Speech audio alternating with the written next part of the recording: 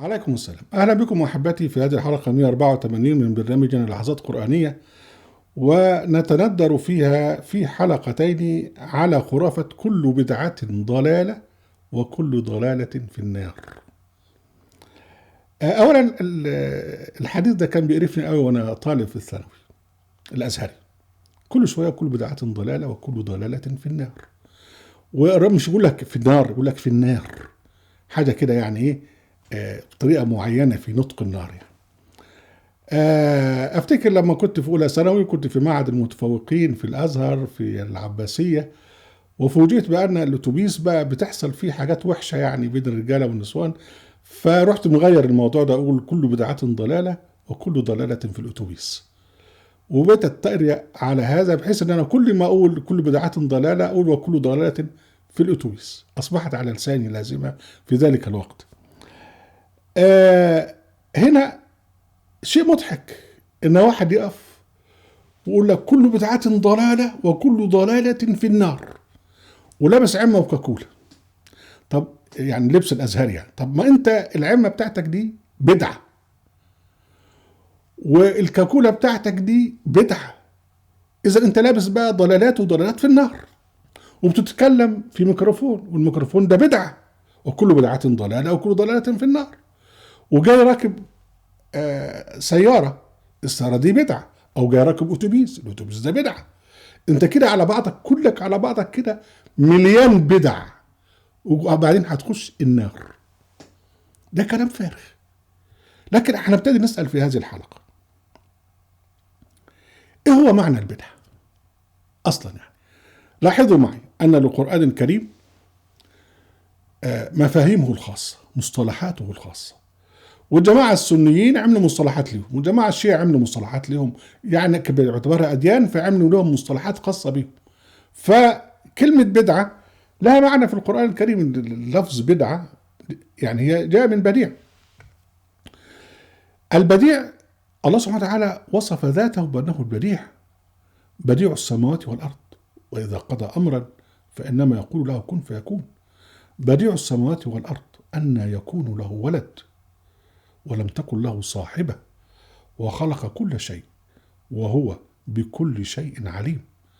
ده هو البديع سبحانه وتعالى. إذن البدعة دي معناها يعني أن تحسن عمل شيء، والله سبحانه وتعالى الذي أحسن كل شيء خلقه. إذن البدعة ماش كلمة وحشة، بل الآية 9 من سورة الأحقاف ربنا سبحانه وتعالى يأمر النبي محمدا فيقول قل ما كنت بدعا من الرسل، يعني لست متميزا على الرسل.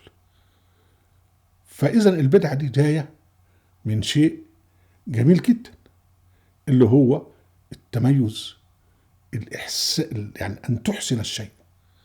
طيب واحد يقول لك لا ده هم قصدهم إيه؟ قصدهم يعني البدع اللي في الدين اللي مش جت في الإسلام. فالبدعة في الإسلام بقى واحد يبتدع حاجة جديدة في الإسلام، ده بقى ضلالة، وضلالة في النار، قصدي في الأتوبيس، قصدي في النار. طيب يا إخوان، طيب ما أنتوا كل اللي بتعملوه في دينكم الأرض بدع لم تكن معروفة في عهد النبي، وهي مرفوضة في الإسلام في القرآن الكريم. هنسأل سؤال، هل النبي في حياته كان يحج إلى قبره في المدينة؟ طبعا لا، وكان عايش، ما كانش مات، ما كانش له قبر. إذا بقى أن تحج إلى قبر النبي ومن حج ولم يزرني فقد جفاني والكلام الهلس ده كله، ده بدعة، وكل بدعة ضلالة وكل ضلالة في الأتوبيس، قصدي في النار. طيب لما تنسبوا للنبي عليه السلام أنه يشفع، وربنا سبحانه وتعالى قال له في الآية 19 من سورة الزمر أفمن حق عليه كلمة العذاب أفأنت تنقذ من في النار؟ فأنت تقول لا ده بيشفع وسل تعطى ويشفع ترفع والكلام الهلس ده كله، ده مش بدعة؟ تقديس القبور اللي ربنا نهى عنها في القرآن الكريم في آيات كتيرة جدا، وانتم تقدسون القبور سواء كنتوا سنة أو شيعة أو صوفية، ده مش بدعة؟ وفي الدين مش هي ضد لا إله إلا الله؟ إذا هي كل ضلالة بدعة ضلالة وكل ضلالة في الأتوبيس. طيب كلمة السنة عند ربنا في كتابه يعني سنة الله يعني شرع الله أو منهاجه في التعامل مع الكافرين. أنتوا عملتوا سنة للنبي دي بدعة. كلمة التشيع بالمفهوم اللي هو طالع في دين التشيع مخالف لما جاء في القرآن الكريم، ده بدعة. كلمة التصوف لم تأتي أصلا في القرآن الكريم، ده بدعة. كل كتب الأديان الأرضية كلها بدع، ليس في الإسلام أو البخاري أو الموطأ أو كذا أو كذا، ده كلها بدع. سواء كان برضو أئمة الشيعة أو أئمة الصوفية، ده كله بدع. التطبير اللي هم جماعة الشيعة بيضربوا بعض بالجزم وسيحوا دم بعض، ده بدعة. كل بدعة ضلالة وكل ضلالة في الأتوبيس.